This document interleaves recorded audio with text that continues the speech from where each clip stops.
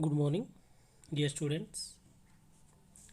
In the last class, we discussed about introduction of marine insurance and meaning and definitions of marine insurance and subject matters to be insured.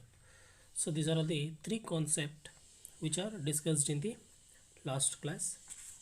So let us discuss in today's class about the important marine insurance policies. So the important marine insurance policies are, so the first one is voyage policy, time policy, mixed policy, valued and unvalued policy, floating policy, and wager policy. So these are all the important marine insurance policies. So let us discuss one by one. So the first one is voyage policy. So voyage means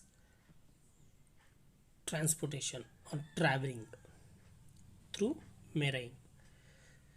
So this is a policy in which the subject matter is insured for a particular voyage. So voyage policy is a types of policy.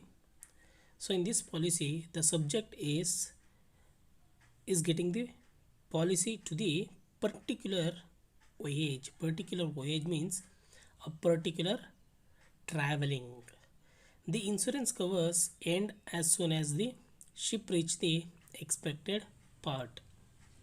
So this insurance is end as soon as the ship reach the expected part. So after reaching the expected place, this policy will be collapsed, completely collapsed. So this policy is active only when you are traveling through the ship. Okay, the insurance cover starts from the exit port till it reach the entry port. So this insurance covers from the start to exit port. Okay, so example, if you are starting traveling from Mumbai to London, the policy is covers when you are entered into the Mumbai port. There too, when you are exiting in the London port, so there too it covers to Mumbai to London only. So only this policy is covering under the voyage time. Okay, so this is called as voyage policy. ಅಂದರೆ ಸಮುದ್ರಯಾನ policy ಅಂತ ಕರೀತಾರೆ voyage ಪಾಲಿಸಿನ. So ಹಡಗು ನಿರ್ಮಿಸಿದ ಬಂದರಿನಿಂದ ಆರಂಭಗೊಂಡು ತಲುಪಬೇಕಾದ ಬಂದರಿನವರೆಗೆ ಸರಕುಗಳಿಗೆ ಕಡಲ ಗಂಡಾಂತರ ಸಂಭವಿಸಬಹುದಾದ ನಷ್ಟಕ್ಕೆ ಪರಿಹಾರ ಪಡೆಯಲು ಉಂಟಾದ ಒಪ್ಪಂದವೇ ಸಮುದ್ರಯಾನ ಪಾಲಿಸಿ ಅಂತ ಹೇಳ್ತಾರೆ. ಸೊ ಅದು ಹೇಳ್ದಂಗೆ ಹಡಗು ಒಂದು ಪ್ರದೇಶದಲ್ಲಿ ಎಲ್ಲಿಂದ ಸ್ಟಾರ್ಟ್ ಆಗುತ್ತೋ ಆ್ಯಂಡ್ ಎಲ್ಲಿಗೆ ಹೋಗಿ ಅದು ಸ್ಟಾಪ್ ಆಗುತ್ತೋ ಆ ಟ್ರಾವೆಲಿಂಗ್ ಇನ್ ಬಿಟ್ವೀನಲ್ಲಿ ಸರಕುಗಳಿಗೆ ಏನಾದರೂ ಗಂಡಾಂತರ ಉಂಟಾದರೆ ಅಂಥ ಗಂಡಾಂತರಗಳಿಗೆ ನಷ್ಟ ಪರಿಹಾರವನ್ನು ಒದಗಿಸೋದಕ್ಕೆ ಮಾಡಿಕೊಂಡಂತಹ ಒಪ್ಪಂದವೇ ಸಮುದ್ರಯಾನ ಪಾಲಿಸಿ. ಸಮುದ್ರಯಾನ ಅಂದರೆ ಸಮುದ್ರದ ಮುಖಾಂತರ ಟ್ರಾವೆಲಿಂಗ್ ಮಾಡ್ತಾ ಇರೋದು. ನಮ್ಮ ಸರಕುಗಳನ್ನು ಸಮುದ್ರದ ಮುಖಾಂತರ ಒಂದು ಪ್ರದೇಶದಿಂದ ಇನ್ನೊಂದು ಪ್ರದೇಶಕ್ಕೆ ಟ್ರಾನ್ಸ್ಪೋರ್ಟ್ ಮಾಡ್ತಾ ಇರ್ತೀವಿ. ಟ್ರಾನ್ಸ್ಪೋರ್ಟ್ ಮಾಡುವಂಥ ಸಂದರ್ಭದಲ್ಲಿ ಏನಾದರೂ ಅವಘಡಗಳು ಉಂಟಾಗಿ ನಮ್ಮ ಸರಕಿಗೆ ನಷ್ಟ ಅನುಭವಿಸ್ಬೇಕಾಗುತ್ತೆ, ನಾಶ ಆಗ್ತವೆ. ನಾಶ ಆದಾಗ ಅದು ನಮಗೆ ನಷ್ಟ ಆಗುತ್ತೆ. ಅಂಥ ನಷ್ಟದಿಂದ ಹೊರಬರೋದಕ್ಕೆ ಕ್ರಿಯೇಟ್ ಮಾಡಿದಂಥ ಒಂದು ಪಾಲಿಸಿ ಯಾವುದಪ್ಪ ಅಂದರೆ ಈ ಸಮುದ್ರಯಾನ ಪಾಲಿಸಿ. ಸಮುದ್ರಯಾನ ಪಾಲಿಸಿ ಯಾವ ರೀತಿ ವರ್ಕ್ ಆಗುತ್ತೆ ಅಂದರೆ, ನೀವು ಯಾವ ಪ್ಲೇಸಿಂದ ಯಾನವನ್ನು ಸಮುದ್ರಯಾನವನ್ನು ಶುರು ಮಾಡಿ ಯಾವ ಪ್ಲೇಸಲ್ಲಿ ಸ್ಟಾಪ್ ಮಾಡ್ತಿರೋ ಈ ಪ್ಲೇಸ್ಗಳ ನಡುವೆ, ಐ ಮೀನ್ ಈ ಟ್ರಾವೆಲಿಂಗ್ ನಡುವೆ ಮಾತ್ರ ಈ ಒಂದು ಪಾಲಿಸಿ ಆ್ಯಕ್ಟಿವಲ್ ಇರುತ್ತೆ. ಸೊ ನೀವು ರೀಚ್ ಆಗಬೇಕಾಗಿರುವಂಥ ಪ್ಲೇಸ್ನ ಸೇಫಾಗಿ ರೀಚ್ ಆದ ತಕ್ಷಣ ಈ ಪಾಲಿಸಿ ಕೊಲ್ಯಾಪ್ಸ್ಡ್ ಆಗುತ್ತೆ. So it is called as voyage policy. So the next is time policy. This is a policy in which the subject matter is insured for a definite period of time. So this policy is purchased for a definite period of time.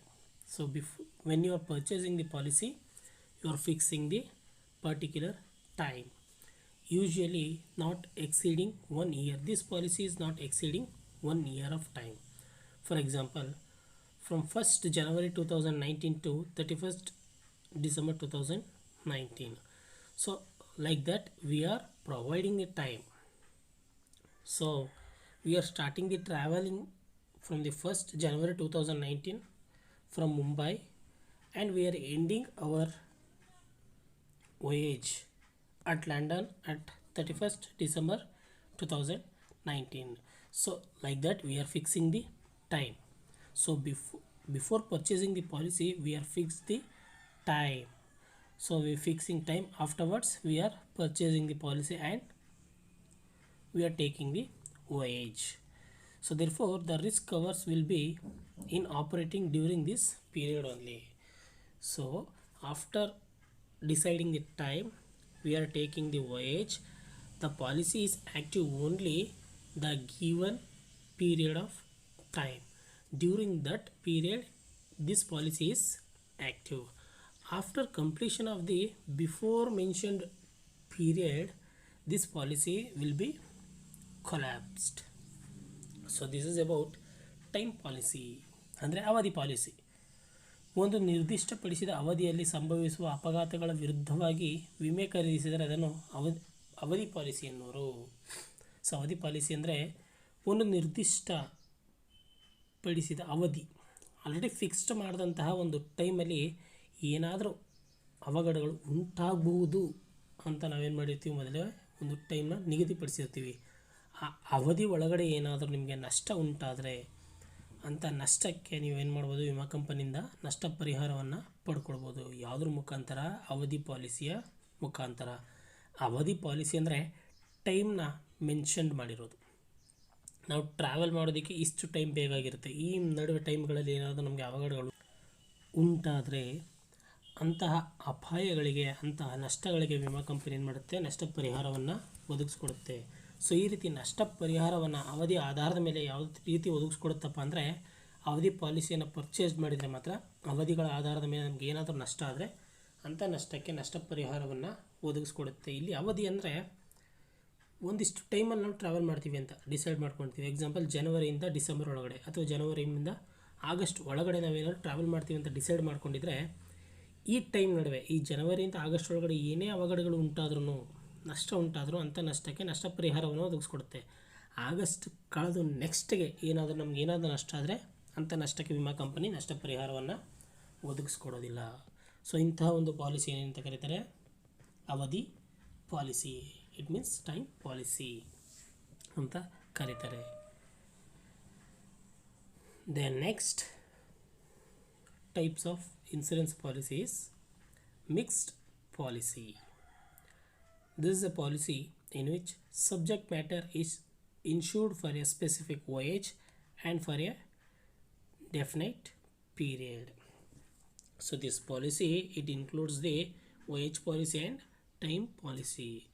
So that's why this policy is called as mixed policy. This policy subject matters to the matters is insured for a specific voyage during a specific period of time. So it is called as mixed policy. For example, a ship may be insured for a voyage between Mumbai to London for a period of 1 year. So here both of the voyage and time as considered in this policy. So that's why this policy is called as mixed policy. By seeing this example, the ship may be insured. The ship is insured for a voyage. So here come voyage policy. The voyage between Mumbai to London. Okay. Then for a period of 1 year. So here the time will be mentioned. So that's why this policy it's called as mixed policy. ಅಂದರೆ ಸಮ್ಮಿಶ್ರ policy. ಸಮ್ಮಿಶ್ರ policy ಅಂದರೆ ಈ ಒಂದು ಪಾಲಿಸಿಯಲ್ಲಿ ಒಂದು specific ಪ್ರಯಾಣ ವಯೇಜ್ ಮತ್ತು ಒಂದು ಪೀರಿಯಡ್ನ ಏನು ಮಾಡ್ತೀವಿ, ಇದರಲ್ಲಿ ಎರಡನ್ನೂ ಕನ್ಸಿಡರ್ ಮಾಡ್ಕೊಳ್ತೀವಿ, ಎರಡನ್ನೂ ಇನ್ಕ್ಲೂಡ್ ಆಗಿರುತ್ತೆ. ಸೊ ಪ್ರಯಾಣ ಮತ್ತು ಅವಧಿ ಎರಡೂ ಇನ್ಕ್ಲೂಡ್ ಆಗಿರುವಂತಹ ಒಂದು ಪಾಲಿಸಿಗೆ ಏನಂತ ಕರೀತಾರೆ, ಮಿಕ್ಸ್ಡ್ ಪಾಲಿಸಿ ಅಂತ ಕರೀತಾರೆ. ಎಕ್ಸಾಂಪಲ್, ಒಂದು ಶಿಪ್ಗೆ ಇನ್ಸೂರೆನ್ಸ್ ಮಾಡಿಸಿರ್ತೀನಿ. ಆ ಇನ್ಸೂರೆನ್ಸ್ ಯಾವಾಗ, ಒಂದು ಪ್ರಯಾಣದಲ್ಲಿ ಸಮುದ್ರಯಾನಕ್ಕೆ ರಿಲೇಟೆಡ್ ಆಗಿರುತ್ತೆ. ಎಲ್ಲಿಂದ ಸಮುದ್ರಯಾನ? ಮುಂಬೈಯಿಂದ ಲಂಡನ್ವರೆಗೆ ಸಮುದ್ರಯಾನ ಕೈಗೊಂಡಿರ್ತೀನಿ. ಸೊ ಅದಕ್ಕೆ ನಾನು ಏನು ಮಾಡಿದ್ದೀನಿ, ಈಗ ವಯೇಜ್ ಪಾಲಿಸಿಯನ್ನು ಪರ್ಚೇಸ್ ಮಾಡಬೇಕು. ದೆನ್ ಅಲ್ಲಿ ಒಂದು ಸ್ಪೆಸಿಫಿಕ್ ಪೀರಿಯಡ್ ಆಫ್ ಟೈಮ್ ನಾನು ಡಿಸೈಡ್ ಮಾಡ್ತೀನಿ, 1 ವರ್ಷದೊಳಗಡೆ ಅಂತ ಡಿಸೈಡ್ ಮಾಡ್ಕೊಳ್ತೀನಿ. ಸೊ 1 ವರ್ಷದ ಒಳಗಡೆ ಅಂತ ಅದು 1 ವರ್ಷ ಅಂತ ನಾನು ಏನು ಡಿಸೈಡ್ ಮಾಡ್ಕೊಂಡ್ರಲ್ಲಿ ಅವಧಿಯನ್ನು ಕನ್ಸಿಡರ್ ಮಾಡ್ಕೊಂಡಿರ್ತೀವಿ. ಸೊ ಈ ಒಂದು ಪಾಲಿಸಿಯಲ್ಲಿ ನನ್ನ ವಯೇಜ್ ಆ್ಯಂಡ್ ಟೈಮ್ ಎರಡೂ ಇನ್ಕ್ಲೂಡ್ ಆಗಿರುವಂತಹ ಒಂದು ಪಾಲಿಸಿಗೆ ಏನಂತ ಕರೀತಾರೆ, ಮಿಕ್ಸ್ಡ್ ಪಾಲಿಸಿ, ಸಮ್ಮಿಶ್ರ ಪಾಲಿಸಿ ಅಂತ ಕರೀತಾರೆ. So the next is valued and unvalued policies. In case of valued policy, the value of subject matter of insurance is determined at the time of taking out the policy. So the valued policy means here the subject is, we are fixing the value. So before purchasing the policy, we are determining the value for the particular goods or particular ship. Okay, so the insurance is paid some agreed when he suffers a loss. The insured person, the insurance company is paid some agreed. So before purchasing the policy, they are agreed for the some amount. So after he is facing any losses, the insurance company is claim the fixed sum amount to the insured person. It is called as valued policy.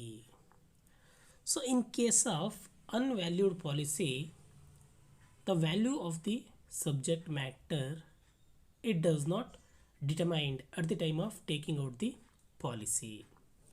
So it is the vice versa of valued policy. In a valued policy, we are determining the value before purchasing the policy.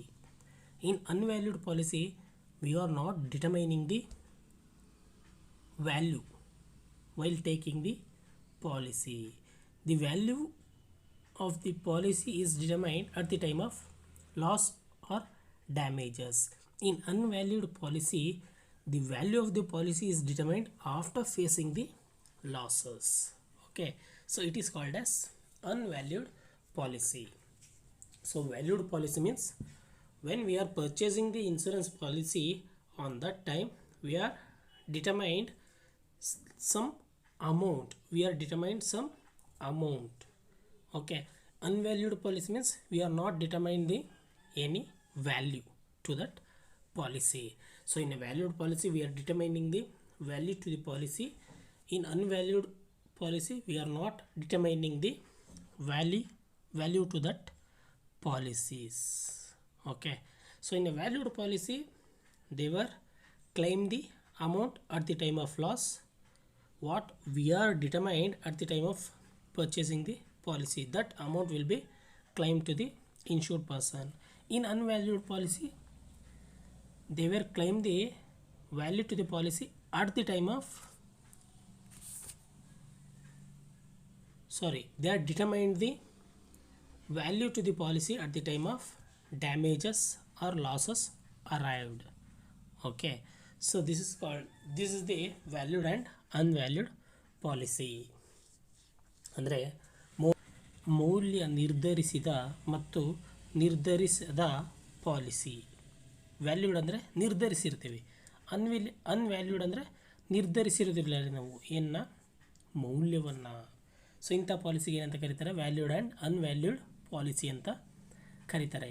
So ಈಗ ಮೌಲ್ಯ ನಿರ್ಧರಿಸಿದ policy ಅಂದರೆ ಒಬ್ಬ ವಿಮೆದಾರ ವಿಮಾ ಕಂಪನಿಯೊಂದಿಗೆ ಒಪ್ಪಂದ ಮಾಡ್ಕೊಳ್ಳುವಾಗಲೇ ಏನು ಮಾಡ್ತಾನೆ, ಒಂದು ಮೌಲ್ಯವನ್ನು ನಿಗದಿಪಡಿಸ್ತಾನೆ.